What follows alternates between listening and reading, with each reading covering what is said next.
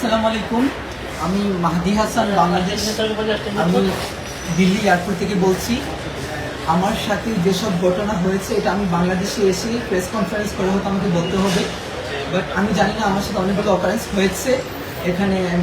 আমাকে প্রায় 40 মিনিটের মতো আমাকে পুলিশ কাস্টডিতে আটকে রাখা হয়েছিল।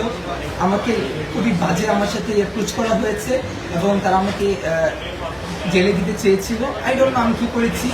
এবং আমি বারবার বলেছিলাম যে if I do any kind of illegal work, আমার দেশের সাথে কন্ট্যাক্ট করেন, এম্বাসির সাথে কথা বলেন, আমার কান্ট্রি গভর্নমেন্টের সাথে কথা বলেন, বাট কেউ কিচ্ছু শোনে নাই। তারা আমার সাথে খুবই বাজে আচরণ করেছে।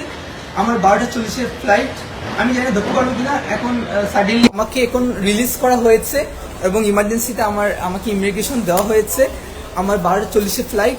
আমি বাংলাদেশের মানুষকে বলবো যারা আমার জন্য টেনশন করেছেন, থ্যাংক ইউ এভরিওয়ান।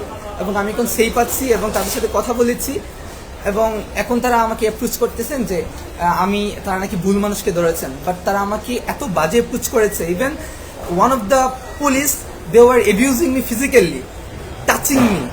সো এগুলো আমি বাংলাদেশে এসে বলবো একজন ইন্টারন্যাশনাল প্যাসেঞ্জার কীভাবে করা উচিত কিনা।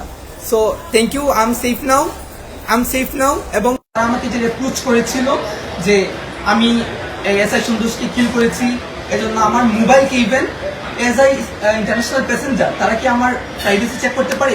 তারা ফোর্স করে তারা আমার ফোনকে আনলক করে আমার ফোন তারা চেক করেছে।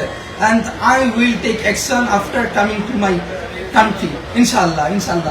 এখন আমি দিল্লি এয়ারপোর্টে আছি। তারা ইমার্জেন্সি হচ্ছে, আমি জানি না কি হয়েছে। হয়তো আমার দেশ আমাকে সহযোগিতা করেছে, আমাকে তারা ইমিগ্রেশন করিয়েছে এবং বলেছে আমার জন্য ফ্লাইট ওয়েট করছে। তো আমি গেলে পর তারা কী করবে। তো থ্যাংক ইউ বাংলাদেশ। এবং আমার এডমিনদেরকে বলবো প্লিজ এটা কি ডাউনলোড করে যেন আমরা রাখি, কারণ আমি জানি না আমার সাথে কি হতে চলেছে। আমার 12:40-এর ফ্লাইট। আল্লাহ হাফেজ। বাংলাদেশে দেখা হবে।